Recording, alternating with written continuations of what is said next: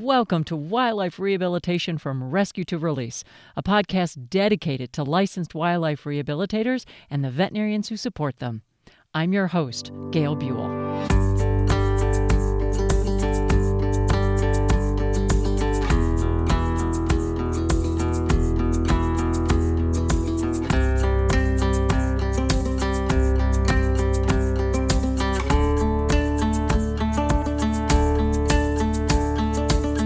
The second of two episodes on Wild Alert, but there are a lot of firsts with these episodes too. This is my first time with a co-host. Dr. Julia Ponder is a clinical wildlife veterinarian and is Executive Director Emeritus of the Raptor Center at the College of Veterinary Medicine at the University of Minnesota. She's done an enormous amount beyond TRC and with TRC as well. She has a background in public health, One Health, and animal welfare. I am honored to have her here with me. The other first is the number of people on the episode. Not only my co-host and myself, but we have three additional distinguished guests whose forward thinking on the larger impact on wildlife rehabilitation cannot be understated. Wild Alert is a system to connect wildlife rehabilitation to the larger whole of One Health. It is a way not to just help the individual, but to use the individual's information to inform what bigger events or trends may be happening in the population. If you haven't listened to episode 1, I encourage you to do so.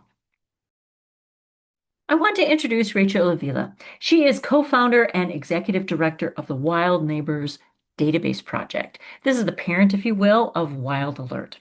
Now, Devin Dombrowski is not on the podcast today, but he is also a co-founder of Wild Alert and the Wild Neighbors Database Project. Now, there are others that have helped make this project a reality, and they are Dr. Pranav Pandit. He is a veterinarian and epidemiologist and assistant professor at UC Davis, and Dr. Terra Kelly. She's also a wildlife veterinarian and an epidemiologist. I hope you love this second episode as much as I did, so let's get into it. Just a follow-up question, because I know you're in California. We're going to talk about how many states you're in and things like that. But when you started in California, do you need to have like the majority of rehabilitators in this system? And is there a certain number of rehabilitators that make it good for you to be there? And one of the reasons I'm asking is not only because, do you need a certain percentage? And if you have a lot of rehabilitators in the state, maybe if you get 50%, you're still getting a majority of that. Or is it still just as important in a state where there might only be 4 rehabilitators or 1 rehabilitator? It's a really good question, because in this, that kind of leads us into the states that we're in. Each state that we're in has a very different situation going on.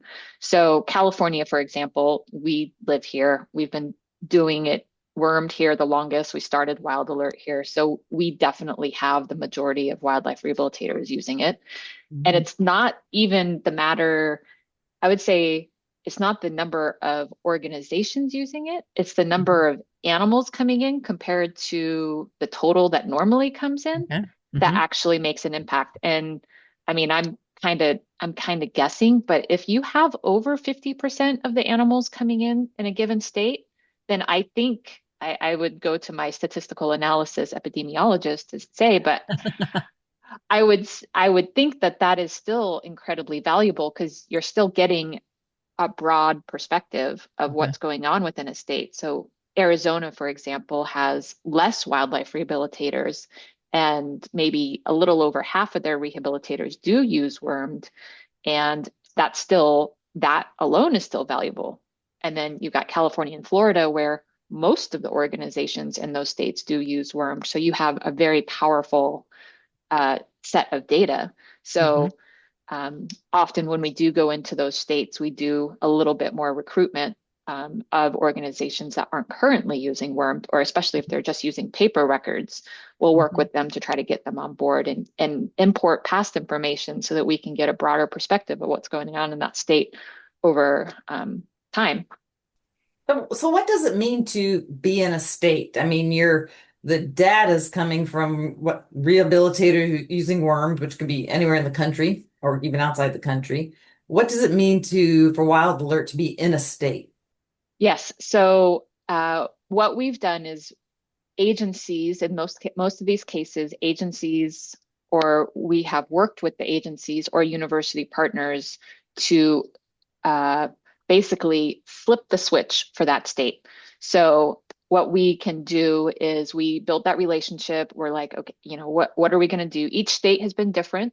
So for states like California, who originally started it, we got a grant within California to start the program. Arizona and Florida, they used a large federal grant to get on board, and they had a lot more resources to do a lot more with the program, which helped us develop it better, which makes it better for everybody because whatever one organization does, we provide that to everyone. Um, Pennsylvania and Washington recently came on board last year, and there was a much it wasn't a grant. They just had either university or state funds to enact it within the state. And then once that happens, we configure the state dashboard and the state information. We basically we say flip a switch, but it's actually a lot more than that. Mhm. And then within that state, we generally will do outreach. So last month, I think it was, I was in Pennsylvania at the Pennsylvania conference talking about it. So often we'll go to the state and like work with the rehabbers to explain what's going on. And then we will train the state agencies on how to actually use the program. And then then we just keep that conversation and that relationship going and check on them. And then there is a yearly, fee for server fees and stuff like that that can either be taken on by the state or anybody can pay for it to have it be available in that state. At the moment, only the agencies and universities who are working with it and are designated to be allowed to use Wild Alert can use it right now. Just because we're still working through these privacy issues and like we don't want to have any events pop up that aren't actually events that create a public scare, right? Which could happen. And at some point, we're working on a way that Wild Alert will be available in some form to also the wildlife rehabilitators within that state. So it's like a two-prong approach. We make sure the agency knows what's going on. We communicate as much as we can with outreach to the state organizations and all the wildlife rehabilitators in that state. And then that state has that ability. They have the program. The wildlife rehabilitators, for the most part, if I can get to them and I can reach them and I can communicate to them, they will know about what's going on as well. And that's where we're at the moment. So the wormed electronic medical record system, anybody can use that across.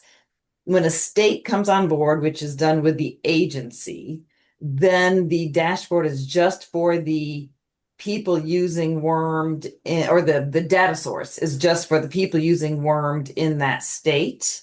Yes. And so then when an alert's triggered, that goes to the agency?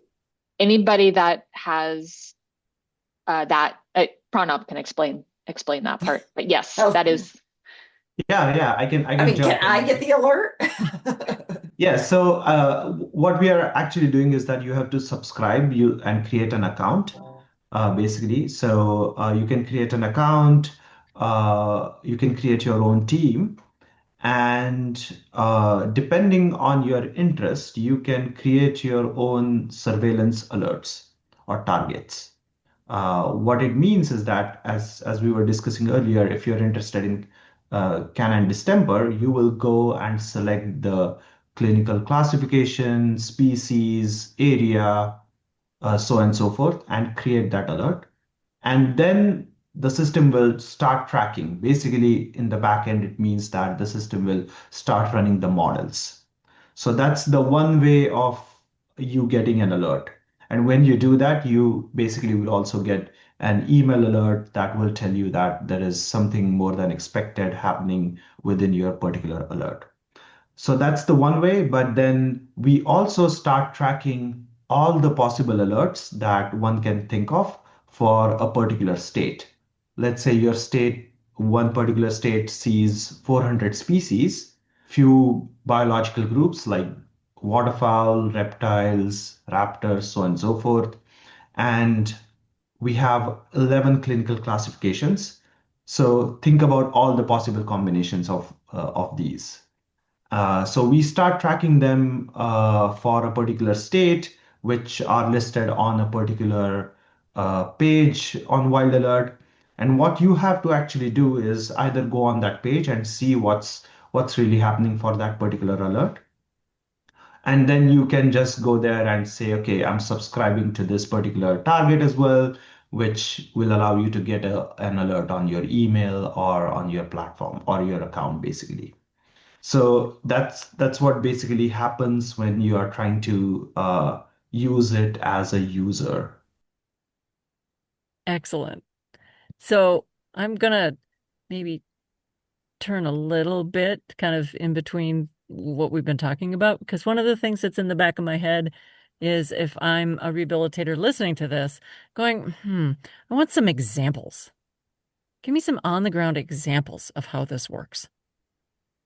Like in real time. Like what does it look like? And I don't know, whoever has a great example, you can use California because you've been in there for a long time. Just an example. Maybe it was something with brown pelicans. I love brown pelicans. So I don't get to see them. I get to see white pelicans, but I love brown pelicans. So maybe there's something with brown pelicans. I don't know. Terra, do you have Yeah. Yeah. Yeah, I can definitely take that one. So it's interesting you bring that up with brown pelicans because that is something that we typically see in California. So we do get anomalies and events happening with that particular species, and it tends to be also a seasonal thing that we're observing over multiple years now. But what it looks like on the ground is you have Wild Alert, the system active in that state.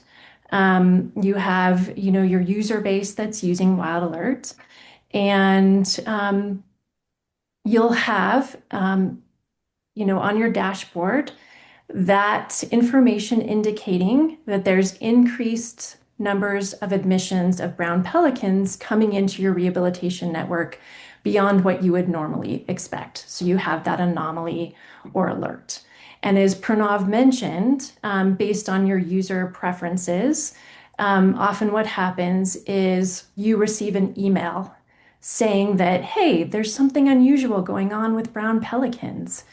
So you can click on information in that email. It takes you to the platform where you can actually look at the dashboard for that particular event and be able to dig in a little bit deeper and explore it, sort of that idea of ground truthing that I mentioned previously. So the dashboard presents a number of different types of graphics, but also data to help you look at that. So it includes temporal graphs that show you numbers of admissions of brown pelicans over time. So you can see how big the spike is relative to last month or last year at the same time. You can look at a map that shows you where those cases were found.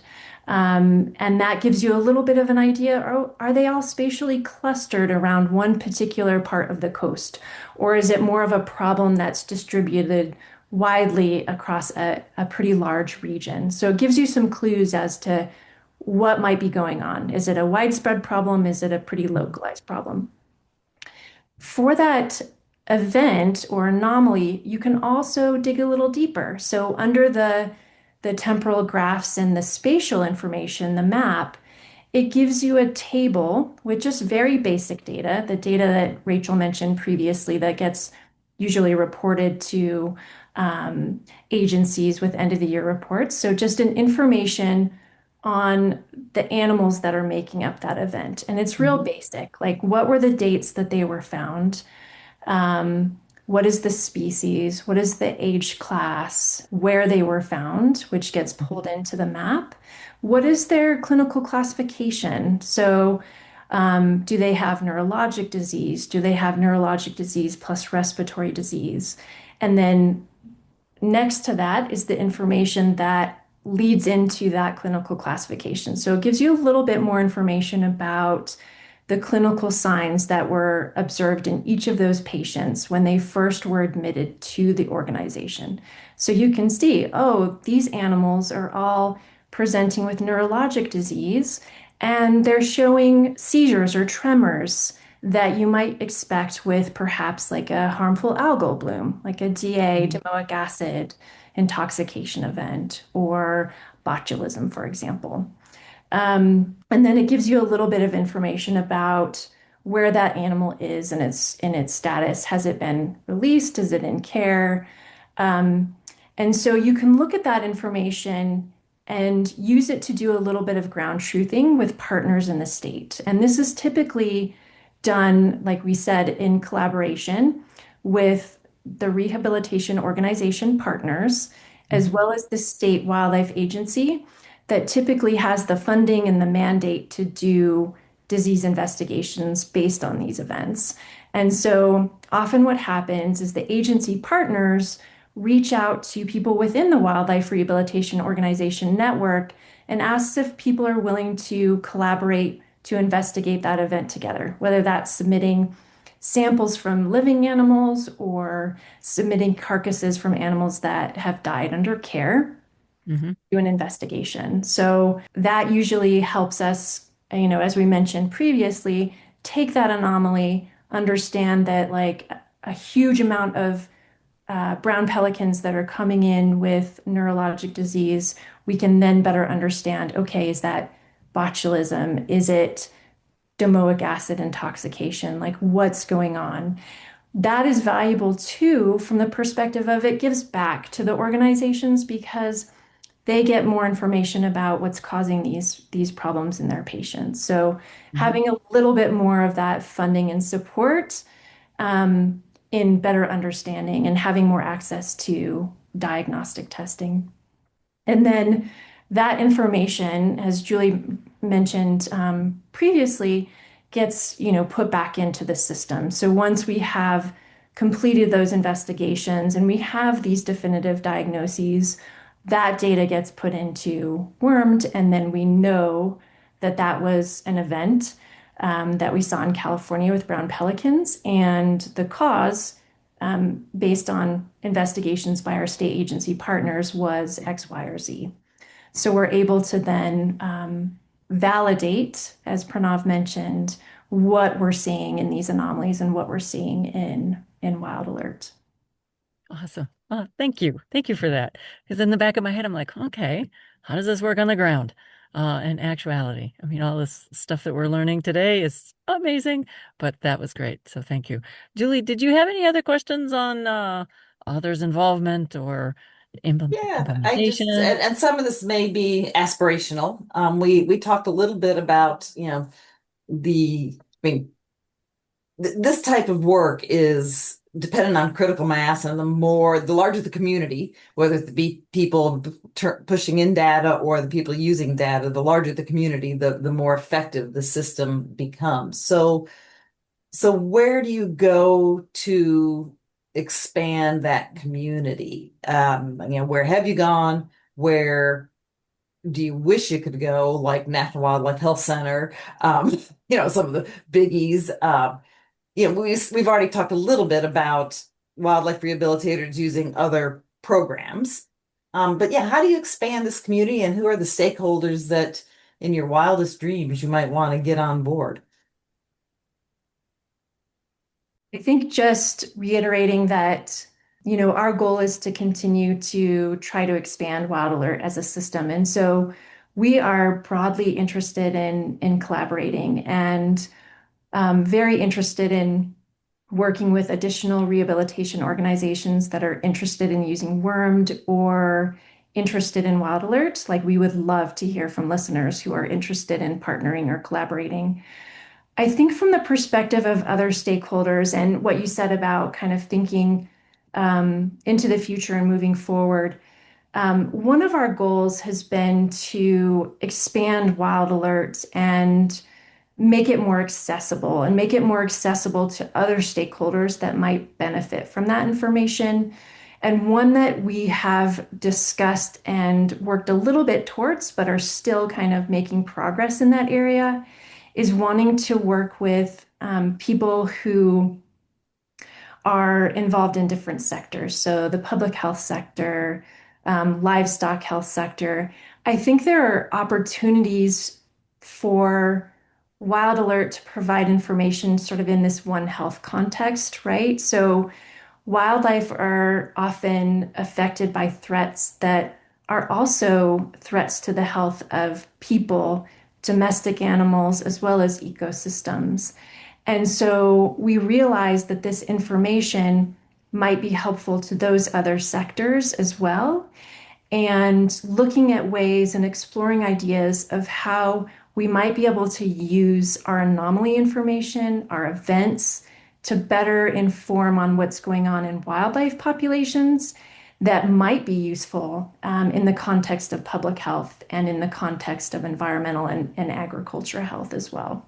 So do you, and this is again totally aspirational, do you see ever being able to collaborate with, and I don't know whether it would be a one-way feed or but collaborate with something like Whispers from the National Wildlife Health Center's USGS and other programs like that? I mean, I totally understand the logistics of integrating with the government system, but Yeah, absolutely. We've been talking to people that have those databases, and we've had some discussions with Whispers. And I think we definitely have an interest in collaborating.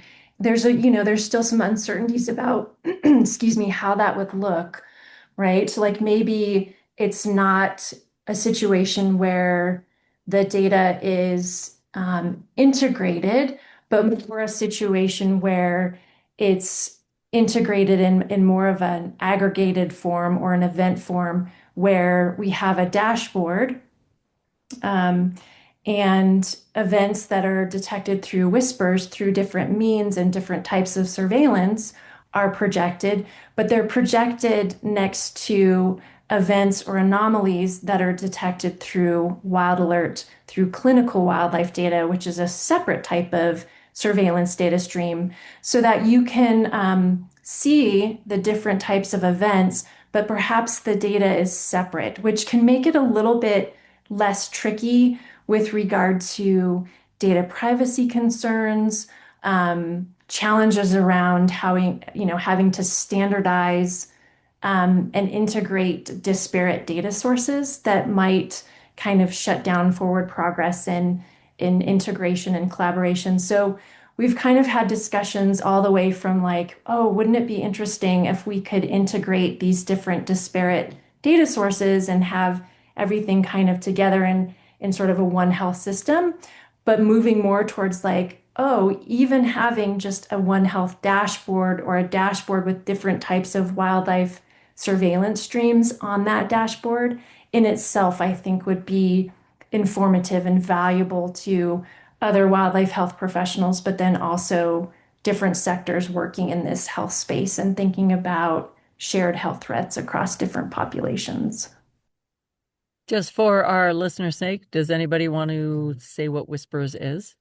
It's through the USGS, but Yeah, so U.S. Geological Survey, it's the National Wildlife Health Center, and Whispers is a long-running effort where it's essentially the national surveillance database, and it's where a lot of the data comes from the various states within the United States that shows various events associated with different types of surveillance in that state. A lot of it is active surveillance, but it's an event-based system, and it shows different types of diseases and different types of threat across different species. But it's much more of a system that is based on diagnostic data, right? So a lot of those events have confirmed diagnoses when they come into Whispers.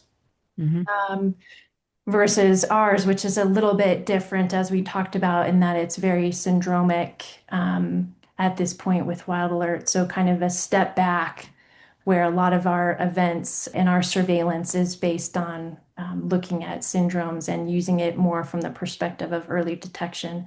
But I think together, those two types of surveillance streams in one platform can be really powerful. Thank you for that. Yeah, I totally agree. Incredibly powerful. And just for the listeners, we will have a lot of links in the show notes for Wild Alert, but also Whispers if you want to take a look around. So, Julie, did you have any other questions? I have the one question, then that's, what's the holy grail for you? Where do you want to be in 5 to 10 years? Other than just expanding the program, what are those big goals?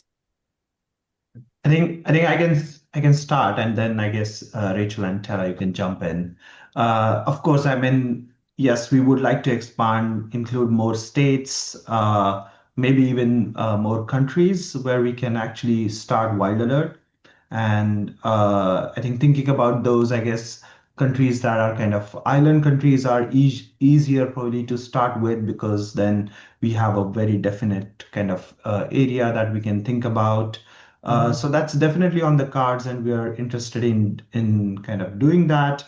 I think more than that, I guess we are thinking about kind of developing a pipeline where state agencies can seamlessly collaborate with rehab organizations to kind of do ongoing investigations as the alerts are generated through the system. And that also will kind of allow us to respond pretty quickly, as well as thinking more from the research perspective, help us truly quantify the value of the wild alert as a system in early detection of wildlife health events. But I guess eventually, what I would like to see the system as like a preeminent source for data, resources, intelligence, for various types of stakeholders, including conservation scientists, biologists, of course, epidemiologists, to continue their work, continue their research, or even to develop some policies around conservation and health, I guess. So I think that's how I look at it, as like developing in next 5 to 10 years. But I'm pretty sure Rachel and Tara might have something to add to this, basically. Yeah, I really want to explore like we just launched a new version of Wormed 4.0, and that's been a big deal in the past month. And with that, we really want to explore how Wild Alert can be incorporated into Wormed, and what that looks like, and what kind of dashboard or what sort of information is shared directly in Wormed about Wild Alert. So that is something that we're very interested in developing, and making sure that the wildlife rehabilitators who are contributing the data have access to this sort of data in a way that's easily accessible to them. They don't need to see, like, they might not have like the full capabilities of everything in Wild Alert. Most of them aren't going to need that. But what would be most useful for them? So that's a huge goal that we have, looking into hopefully the near future. And also looking at the data in ways that wasn't necessarily intended from the beginning. As I mentioned, like circumstances of admission, and what can this data tell us that is beyond our events and our alert systems. And while that is all super important and what it was designed for, like what other research can be pulled out of this. And so I have, as Pranav was saying, that's definitely an interest for us. And just getting, again, one of my big things is I want somehow this information and this ability that we're extending out to partners and stakeholders that might have funding. How can we give back to the rehab community? Like, my ultimate goal is like, let's pay people to use Wormed, because that data is that valuable. I don't know if that dream will ever come true, but I would love for it to be. And just continuing to develop it as we go, get more states, continue to develop, make it a much more useful project, be able to integrate it with other systems is huge on the list. And we have some partners that we're working very close with right now, that we want to integrate their information with state dashboards and stuff like that. So there's a lot of work and finding resources and funding to do all this work, I guess, is, huge on the As you list.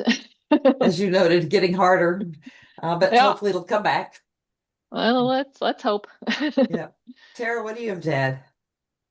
Yeah, I think I absolutely agree. Like a big interest giving back to the rehab community for, all of this valuable data and information that's being contributed. And just beyond what Pranav and Rachel already mentioned, just this idea of making it more accessible, right? So figuring out those stakeholders and those individuals that would benefit from this information and figuring out ways to collaborate with them to be able to utilize it and really get the value out of the system that's being put in. So with all of this, I'm like, I want Minnesota to be signed up. But if Yes. anybody is interested, a rehabilitator going, oh, I want to explore this more and maybe present it to my state or whatever, who do they contact? What is that process like at the very beginning, Rachel? Yeah, I mean, there's lots of different ways to connect with us. We have our information out there, but even so, just on our wormed dashboard, there's a little button down at the bottom. I think it's sort of like a goldenrod color. Yes, it is. Um, It's on the bottom right. yeah. I know exactly where it is. Yeah. Uh-huh. Yeah, it's been very active the past month. Mhm. But that just goes to support at wildneighborsdp.org. And that goes through our system. It gets tagged, it goes to who it needs to go to. And that's usually how we get started on a lot of these things. Again, I try to go to as many conferences as I can within a year. So if you happen to be going to NWRA conference in Baton Rouge, I'll have a table there and they can come talk to me. That's also a really good way to do it. But we do Zoom calls all the time for people that are interested, just email chats. And usually we'll filter in all of our stuff through that. And there's also ways to, my personal email address, I can give it out there. You can put it in the links, and I'm happy to talk to anyone who's interested. And then we come together as a group and we figure out how we're gonna, work this out. And it's exciting. It's fun to build these new partnerships and talk to people. It's like why I'm in it. Right. And so it's pretty easy to get a hold of us. Our information's all over the place if you just if you just look at our website or Wormed in general, even from the homepage, you can get a hold of us.